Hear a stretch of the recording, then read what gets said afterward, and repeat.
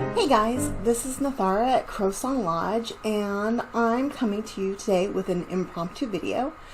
A friend of mine sent me a video today about the Goddess Power Oracle by Colette Baron-Reid and Jenna Della Grottaglia. I hope I said her name right. I keep messing it up. I'm so sorry.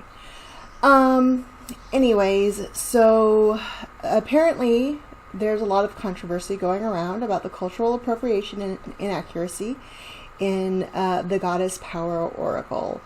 And in this discussion with my friend, I probably came off a little flippantly, and if she's watching, I apologize, and I'm going to apologize to her after this video. And I realized during that discussion that there's probably a lot of misgivings about Colette Baron-Reid and Hay House and the wider spiritual community that is kind of a more known thing in the cartomancy community. Cartomancy is divination using card decks. There's a wider community of us who prefer divination via cards as our method of divination, as our preferred method, and there's a large number of us who have probably too many decks, and so we're a bit more familiar with the deck creators out there, and we kind of have our own community, just like there are crystal communities or herb communities and like that in spirituality. And so Colette Baron-Reid's new deck, the Goddess Power Oracle, is causing a bit of a fuss, and again, I apologize to my friend if I came off flippant. And I myself have put out a review for the Goddess Power Oracle, and I do love this deck, but I probably didn't mention something in there that most of my friends who know me are aware of, and that is that I pretty much disregard Colette Baron-Reid's books. In fact, I usually disregard Hay House's books. And I'm going to get into that. I have 4 of Colette Baron-Reid's decks, all of which she did with Jenna. I'm not going to butcher her last name again by saying it, so apologies, no disrespect meant.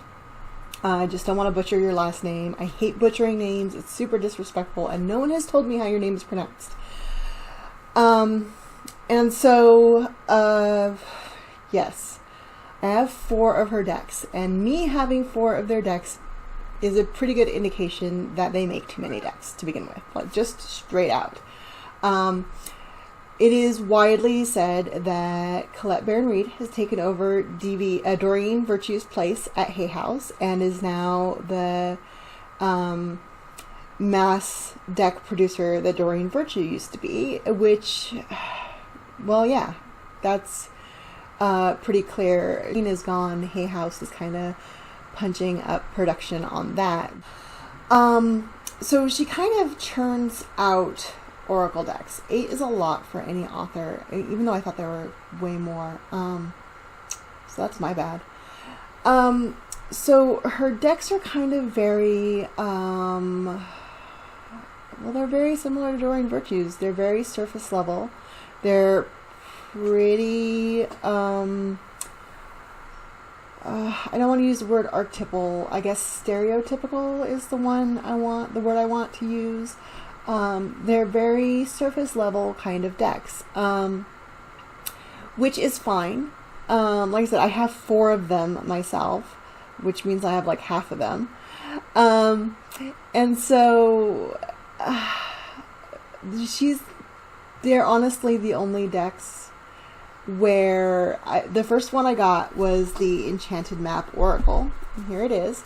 And it's based on storytelling archetypes, you know, like your cliche hero's journey kind of stuff, like different events that typically happen in stories, like Peaks of Joy and Dry Deserts, you know, kind of cliche Wizard of Awareness, kind of cliche places and characters and events that happen in stories.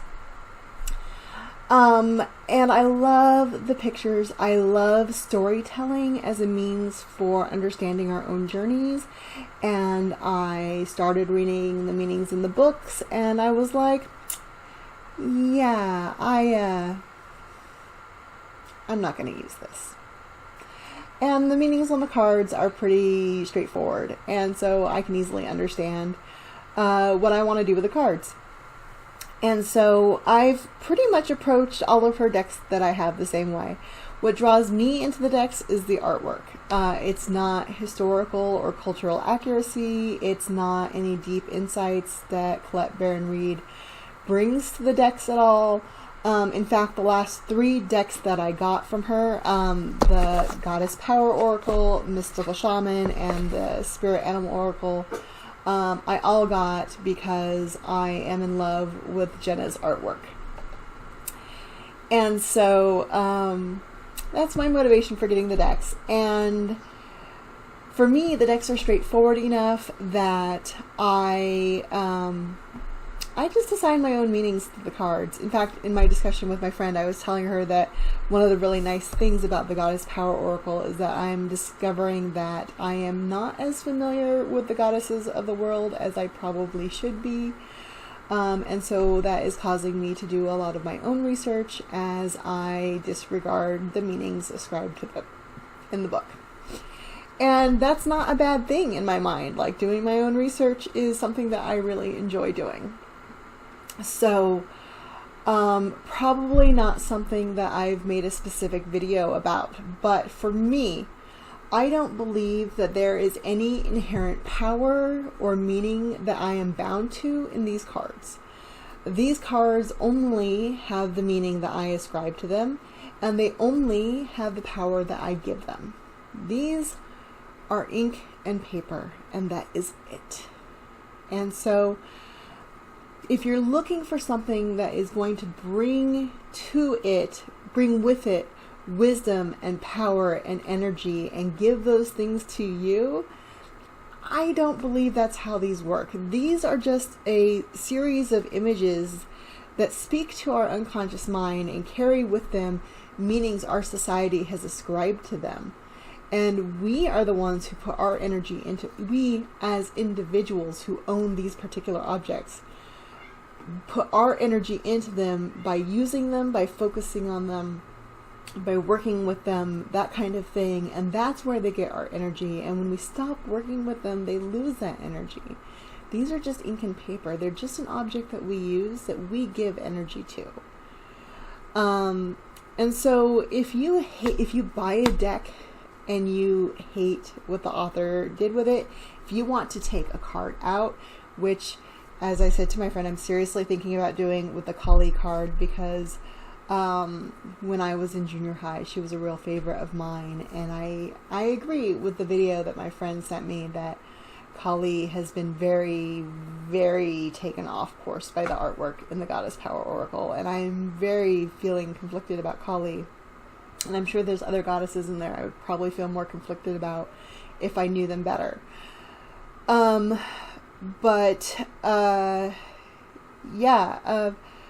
So you have to take a deck for the ink and paper. You can't, it's a tool, and you can't hope to gain power from somebody else by using a deck that they created. And absolutely, these are really walking a fine line of cultural appropriation, and the Goddess Power Oracle for sure dashes across that line quite a lot, and there can definitely be some ethical and moral issues involved in buying and using it.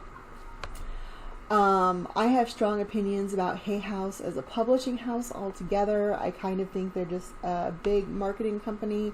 They don't really screen their...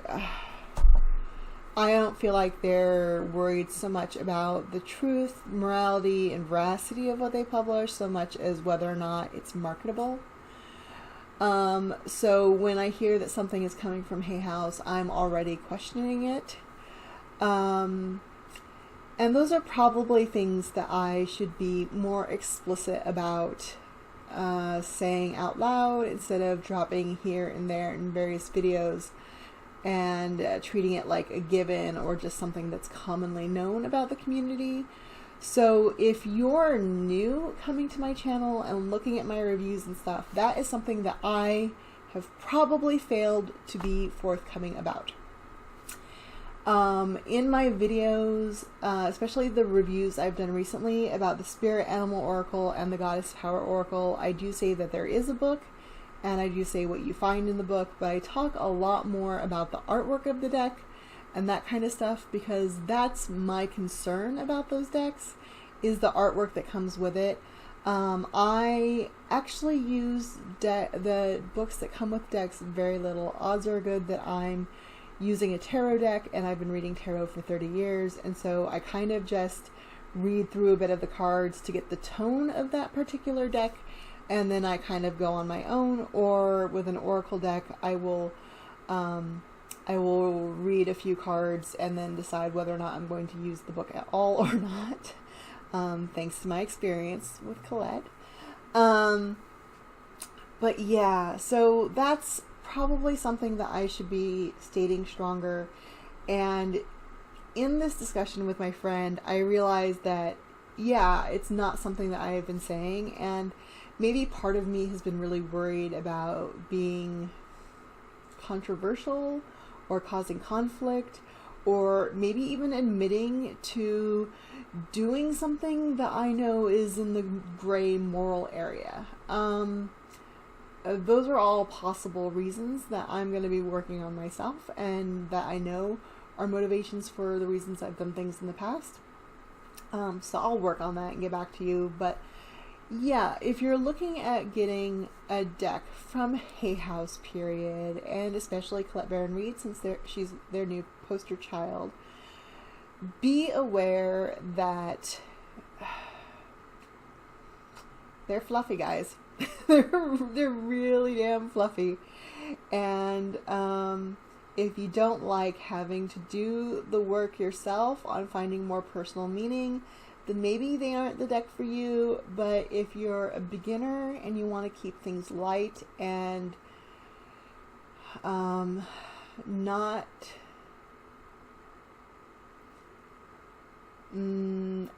too, if you don't want to dive too deep, if you don't want to do really shadowy things, then they might be the right kind of deck for you.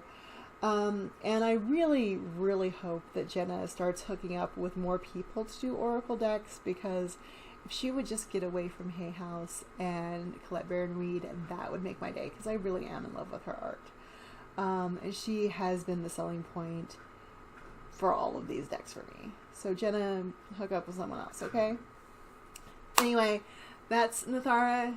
This is Nathara at CrowSong Lodge, and this is just me off the cuff, coming clean, I guess, about the Goddess Power Oracle, the Spirit Animal Oracle, the Enchanted Map Oracle, and the Mystical Shaman Oracle decks, my opinion about Colette Baron-Reid and Hay House in general. So, and if you need to know my credentials, like I said, I've been reading tarot and oracle decks for 30 years. Yeah, since I was a wee babe. And I own more than 50 of each. I haven't counted in a while. It's a big number and it takes some time. Okay? So again, Nathara at CrowSong Lodge, signing out, and I will talk to you guys later. Bye!